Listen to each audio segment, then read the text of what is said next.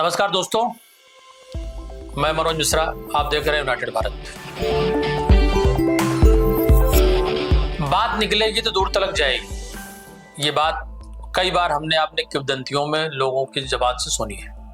ये बात मैं इसलिए कह रहा हूं कि विगत दिनों लगातार सैन्य शक्तियों के बारे में बयान, चाहे वो विंग कमांडर बेमिका सिंह पर टिप्पणी का बयान हो, सोफिया जी पर चाहे वो बयान हो, और दोनों पक्षों से, मध्य प्रदेश के बड़े नेता की बात कर लें, उत्तर प्रदेश में समाजवादी पार्टी के बड़े नेता रामगोपाल यादव जी के बारे में बात कर लें, कमांडर बेमिका सिंह और एयर मार्शल ए.के. भारती की जातिगत टिप्पणी पे बात कर लें, इन सब चीजों से हमको बचना चाहिए।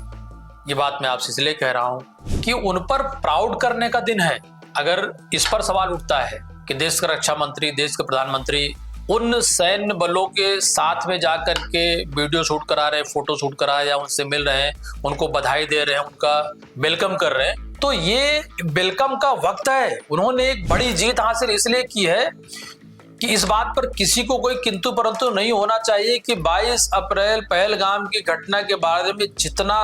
सुनियोजित तरीके से, आधुनिक युग में आधुनिक ढंग से हमारे सैन्य बल सरकार के सुनियोजित प्रयास से, चाहे उनके फ्रंट वॉरियर रहो, चाहे अपर लेवल पर उनके सैन्य शक्तियों के लोग रहे हों, मैं फिर आपको ये बात रिपीट करना चाहता हूं कि इस पर बयानबाजी से लोग बचे। जल, थल, वायु तीनों सेना के उच्च अधिकारियों से लेकर फ्रंट वॉरियर तक के लोगों की इज्जत करें, और खासकर जिनका नाम अभी मैंने लिया है, जिनके नाम को बयानों की चर्चा हो रही है, इनकी जातिगत और अमर्यादा टिप्पणी पर लगातार जिस तरीके से ट्रोल किया जा रहा है या प्रहार किया जा रहा है, मुझे लगता है बहुत शर्मनाक है। नहीं होना चाहिए और इस तरह की टिप्पणियों से नेताओं को बचना चाहिए। ये वक्त है उनके स्वागत का, उनके सम्मान का, उनको ऊपर प्राउड फील करने। जहां एक तरफ पाकिस्तान कर्ज लेकर के अपने आतंकी संगठनों को पुनर्जीवित क्यों कर रहा है, उनको पैसे क्यों दे रहा है, आप इस पर विचार करें। सेना के सामने मुकाबला नहीं कर सकते,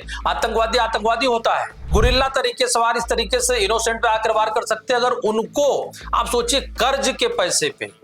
पाकिस्तान सरकार उन संगठनों को, आकाओं को दोबारा रिहेबिलिटेट करने की कोशिश कर रही है, तो इसका मतलब यह है कि हमारी बॉर्डर पे हमारी सैन्य शक्तियों ने, हमारे एयर के कमांडर्स ने, हमारे चीफ मार्शल ने बड़ी जीत हासिल की और पाकिस्तान पे कड़ा प्रहार किया है। आप याद करें 7 तारीख की सुबह, आप याद करें 8 तारीख की सुबह, आप याद करें 9 तारीख की सुबह, और ऐसा नहीं है, अब कुछ छुपता नहीं है। पाकिस्तान के सभी नेताओं का बयान, उनके सेना के उच्च अधिकारियों का बयान, दूसरी तरफ चाहे वो सोशल मीडिया के प्लेटफॉर्म के चैनल्स हो, चाहे उनके टीवी के चैनल हो, चाहे उनके प्रिंट मीडिया के प्लेटफॉर्म्स हो, उन जगहों पर उनके आतंकी आकाओं के रोने पिटने और उनके बर्बाद होने और उनके बच्चों से, उनके परिवार के मारे जाने तक की खबर हमने सबने पढ़ी और हमने देखा। तो आखिर ये क्यों, ये चीजें छुपती नहीं है। या चलिए हम ट्रंप की बात कर लें, ट्रंप की वाहवाही, ट्रंप की बयानबाजी, ट्रंप की चर्चा और खुद की दादागिरी से चीजों को लेकर के, पर कहीं न कहीं ये बातें बहुत छोटी होती हैं। इन बातों में, इस तरीके से संवेदनशील मामलों में नहीं पड़ना चाहिए। लेकिन दूसरी तरफ जहां प्रधानमंत्री मोदी जी का ऑपरेशन सिंदूर के राष्ट्र के संबोधन की बात कर लें, मैं फिर कहना चाहूंगा कि 2 संबोधनों में अगर कहीं कोई किंतु परंतु था, और या उस पर ट्रंप या पाकिस्तान से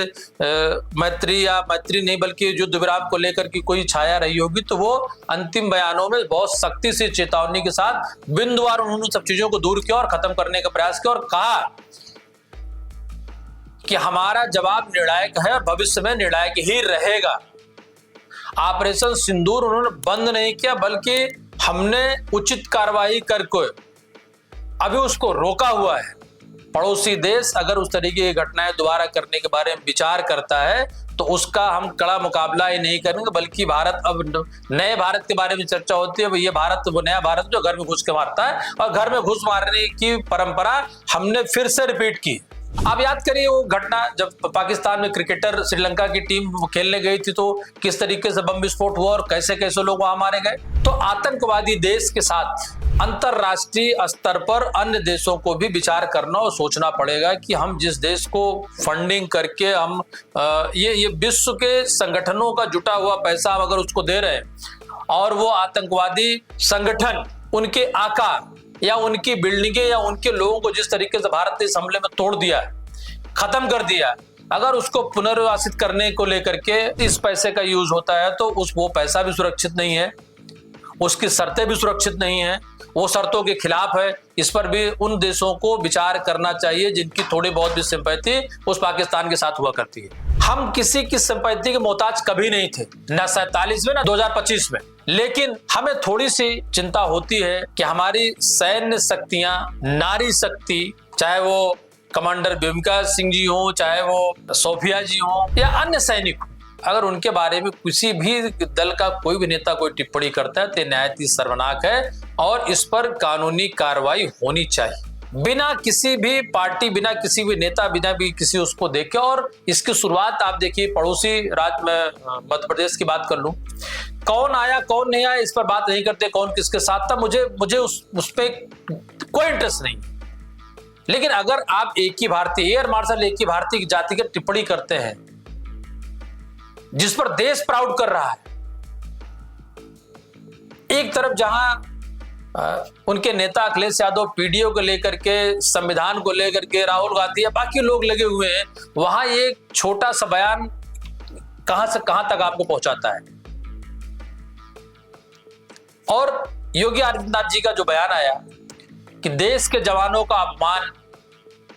ये उनका स्वयं का अपमान है और देश के लोगों का अपमान है, देश के जनमानस का अपमान है और इसकी कड़ी निंदा होनी चाहिए। मैं इस बयान का स्वागत भी करता हूं। फिर आजकल एक नया चलन हो गया है कि बयान के बाद फायदा नुकसान देते हुए फिर दोबारा बयान जारी होता है, या तो ये बात ये कह दी जाएगी कि साहब उसका पार्टी हित से कोई मतलब नहीं है, या कहा गया वो उनका व्यक्तिगत बयान है। जब आप पार्टी के शीर्ष पदों पे होते हो तो आपका व्यक्तिगत कुछ भी नहीं होता, आप चूंकि आप स्वीकार भी उस पार्टी के लिए किए जाते हो और तिरस्कार भी आपको उस पार्टी के लिए होता। फायदा अगर पार्टी का तो नुकसान भी पार्टी का होना चाहिए। आप पहलगाम की घटना से लेकर, ऑपरेशन सिंदूर से लेकर के, पाकिस्तान के हमले का जवाब देने से लेकर के, आतंकवादी घटनाओं को समाप्त करने से लेकर के, एक बात का हमको संज्ञान लेना चाहिए कि भारत की सैन्य शक्ति और हमारी मजबूती हमेशा और निखर करके मजबूत तरीके से आती है। राजनीतिक पार्टियां राजनीतिक लाभ और नुकसान से परे इन सब चीजों पर बॉर्डर पर खड़े हुए लोगों का, हमारे भाई बहन जो भी हैं, जो भी देश की रक्षा में हैं, उनका स्वागत करें, उनका सम्मान करें। और अगर कोई भी पार्टी उनका स्वागत सम्मान करती है तो बधाइयों की बात है। पुनः मैं अंत में एक बात आपसे कहना चाहूंगा कि ये बातें इसलिए आ रही थी कि समाज में लगातार जिस तरीके से जो डेवलपमेंट पिछले 3 दिन में हुआ, चाहे वो पाकिस्तान में पैसे देने को लेकर के, फिर टेरर फंडिंग को आगे बढ़ाने को लेकर की बात कर लें, और इस पर बयान भी आए। असदुद्दीन ओवैसी का बयान अगर आप देखो तो बहुत स्वागत योग्य, उसने बहुत कड़ी निंदा नहीं की, बल्कि उन्होंने उनको भी फटकार लगाई है बतौर सांसद, अब बतौर पार्टी नेता, कि आप ऐसे लोगों को पैसा क्यों देते हैं, जो लोग पैसा फिर तो आतंकियों को दे रहे हैं, और आतंकी क्या करेंगे आप इसको बहुत अच्छे से जानते हैं। और शशि थरूर चूंकि सर्विस में रहते हुए विदेश के मामलों के अच्छे जानकार हैं, जब वो कांग्रेस सरकार हुआ करती थी और कांग्रेस के बड़े नेताओं के बीच में उनके बयान की हमेशा चर्चा होती थी। और लेकिन इस बार अभी लगातार मोदी के दौरे को लेकर के जिस तरीके से, या ये कहिए कि मोदी के चुनिंदा लोगों में जिन लोगों को छांट करके नए तरीके से लाया गया वो शशि थरूर है, तो राहुल जी या बाकी पार्टी विचार करे कि कौन उनके साथ है कौन नहीं साथ है, उनका व्यक्तिगत मामला है, नेता है, आते जाते रहेंगे। लेकिन जहां देश के साथ एक होना चाहिए, एकजुट होना चाहिए, जिससे देश मजबूत होगा, हम मजबूत होंगे और हम सभी सुरक्षित होंगे। जय जवान जय किसान के साथी, मैं फिर कहना चाहूंगा कि ऑपरेशन सिंदूर 100% सफल था, उम्मीदों से ज्यादा सफल हुआ। और कभी कभी अपने हितों को त्याग करके हर बात पे सवाल नहीं खड़ा किया जाता। नमस्कार।